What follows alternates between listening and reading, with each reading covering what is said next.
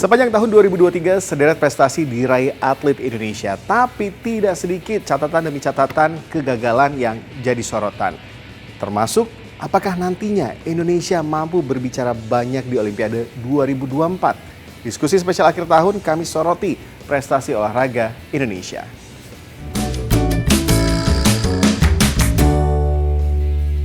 Tahun 2023 untuk pertama kalinya Indonesia menjadi tuan rumah dan ikut serta dalam Piala Dunia U17 sepak bola. Ada 4 lokasi yang menjadi venue pertandingan. Stadion Gelora Bung Tomo Surabaya, kemudian Stadion Sijalak Harupat Kabupaten Bandung, kemudian ada 2 lagi, Jakarta International Stadium di ibu kota, serta Stadion Manahan Solo. Secara keseluruhan Indonesia sukses menggelar Piala Dunia U17. Penonton memenuhi hampir seluruh pertandingan dari fase grup hingga final. Meski ada sejumlah kendala seperti genangan yang muncul di stadion saat hujan deras mengguyur. FIFA memuji kesuksesan Indonesia menjadi tuan rumah Piala Dunia U17. Tapi bagaimana dengan prestasi Timnas U17 Indonesia? 2 kali imbang dan 1 kali kalah di fase grup A, Timnas U17 Indonesia harus puas berada di peringkat 3 dan gagal melaju ke babak 16 besar. Nah, berkaca dari Piala Dunia U17, mampukah Indonesia menggelar event internasional yang lebih tinggi lagi dan tentunya prestasi yang mendunia? Kalau Indonesia memang dipercaya oleh FIFA menggelar event yang lain di luar Piala Dunia U17, misalnya Piala Dunia U20, Piala Dunia antar klub, atau Piala Dunia wanita U17 dan U20, kita pasti akan mampu. Yang sulit memang kalau kita menggelar Piala Dunia senior, karena itu standarnya tinggi sekali. Dan bukan hanya standarnya tinggi sekali, kita juga mungkin infrastrukturnya belum cukup siap untuk memfasilitasi semua negara yang ikut Piala Dunia senior. Nanti memang harus ada ditambah kalau memang penyelenggaraan untuk senior ya? Iya, apalagi kalau pesertanya nanti jadi 32. Itu akan lebih sulit lagi, jumlah stadion yang memenuhi syarat, jumlah hotel yang memenuhi syarat. Karena kalau Piala Dunia senior itu nanti akan datang ribuan orang pendukung tim nasional dari berbagai negara, dari Afrika, dari Amerika Latin, dari Eropa, sehingga turis asing yang akan masuk itu jumlahnya bisa mencapai jutaan pada saat bersamaan. Kalau Piala Dunia U17 kemarin kan cuma ribuan levelnya. Jadi nggak terlalu berat, infrastruktur kita masih mampu menunjang. Tapi kalau udah senior, itu akan lebih berat tantangannya bagi kita. Karena itu menurut saya kalau kita mau jadi tuan rumah Piala Dunia senior, kayaknya kita harus join dulu nih. Entah itu dengan Australia, atau dengan negara tetangga lain di ASEAN. Kalau saya sih ngeliat balik lagi kuncinya tuh kita harus punya kompetisi. Karena dengan kompetisi yang bagus, pelatih tidak akan kesulitan mendapatkan materi pemain. Kalau kita punya kompetisi yang bagus, level pemain juga level kebugarannya akan terjaga. Kemarin itu kan pemain rata-rata nggak punya dasar level fitness, sehingga akhirnya ketika berada di tim nasional TC dibentuk dulu level fitnessnya. Itu pun kan terbukti tidak mampu membuat mereka bermain konsisten 90 menit karena kurang teruji dalam kompetisi. Kalau pemain sudah teruji terasa dalam kompetisi, main 90 menit biasa. Tapi kalau kurang terasa dalam kompetisi, rata-rata mainnya 60-70 menit, 15 menit terakhir itu udah menurun. Itu yang terjadi sama kita gitu loh. Nah, itu yang nggak bisa dibeli dari kompetisi ya. Karena kompetisi akan mengajarkan pemain disiplin, akan mengajarkan pemain untuk menghadapi tekanan lawan, akan mengajarkan pemain untuk bisa menjaga konsistensi, kemampuannya, mentalnya, level fitnessnya, level teknisnya. Jadi kompetisi itu mahal banget gitu loh. Gelaran Piala Dunia U17 memang menjadi catatan sejarah tersendiri bagi dunia sepak bola Indonesia. Tapi ingat, tahun 2023 Indonesia juga menorehkan prestasi tinggi lainnya meraih medali emas SEA Games 2023 di Kamboja. Timnas U22 Indonesia berhasil meraih medali emas SEA Games 2023 usai membekuk tim Thailand 5-2. Raihan emas itu pun disambut masyarakat Indonesia dengan sukacita. Selain sepak bola yang juga jadi sorotan adalah prestasi atlet bulu tangkis Indonesia sepanjang tahun 2023 di ajang internasional. Ada berbagai catatan penting.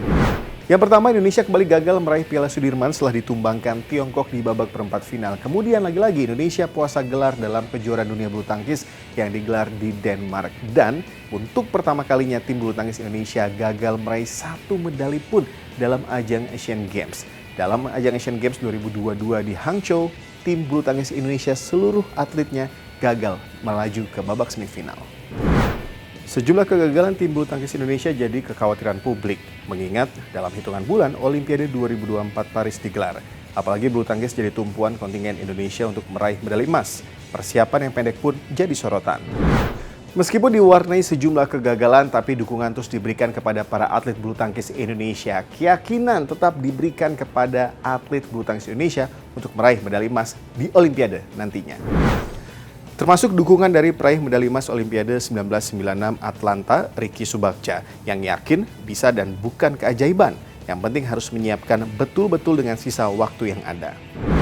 Ya, meskipun gagal meraih prestasi tertinggi di sejumlah event internasional penting, tapi apresiasi patut diberikan kepada seluruh atlet bulu tangkis Indonesia yang juga meraih gelar lainnya di berbagai kejuaraan. Salah satunya Alwi Farhan yang menorehkan sejarah menjadi tunggal putra pertama Indonesia yang menjadi juara dunia junior bulu tangkis.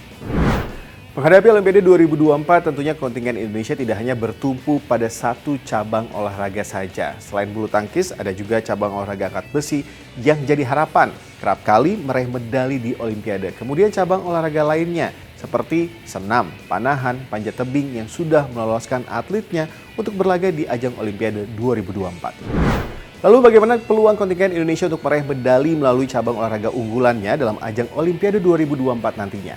Olimpiade itu kan kita punya beberapa harapan ya. Memang tradisi selama ini kan yang mendapatkan medali di Olimpik itu baru 2 cabang. Satu bulu tangkis, yang kedua adalah angkat besi. Nah, ke depan dengan melihat berbagai hasil pertandingan misalnya di Asian Games, termasuk di single event internasional lainnya, itu ada beberapa yang bisa kita petakan untuk bagaimana bisa mendampingi bulu tangkis dan angkat besi. Misalnya ada menembak. Bahkan menembak kemarin di Asian Games Hangzhou kita dapat 2 medali emas ya, 2 medali emas. Itu menjadi aset yang bisa kita siapkan untuk menuju ke Olimpiade. Kemudian ada satu cabang lagi, panjat tebing. Panjat tebing di Asian Games kita juga mendapatkan satu medali emas ya. Dan itu juga aset yang perlu kita siapkan. Nah, sehingga ke depan tentu ada bulu tangkis, ada angkat besi, ada panahan ya, kemudian ada panjat tebing.